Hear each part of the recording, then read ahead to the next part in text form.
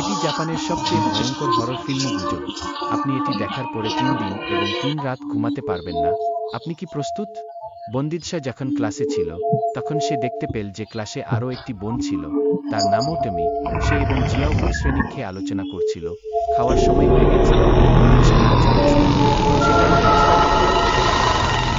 তিনি তাড়াতাড়ি লাঞ্চ বক্সটি নিচের বর্জ্য সংগ্রহ স্টেশনে ফেলে দিয়েছিলেন এবং জিয়াও হুই দৌড়ে বেরিয়ে এসেছিলেন। তবে তিনি শুনতে পেলেন যে কেউ সাড়া দিচ্ছে। তিনি লক্ষ্য করলেন যে আবর্জনার ব্যাগটি নড়াচড়া করছে। তাকে রক্ষা করার জন্য ছুটে গেলেন।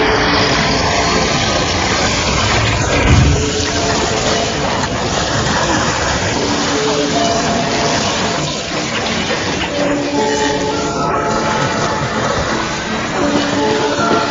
তিনি দেখতে পেলেন যে টমি চেয়ারে হেলান দিয়ে বিশ্রাম নিচ্ছে।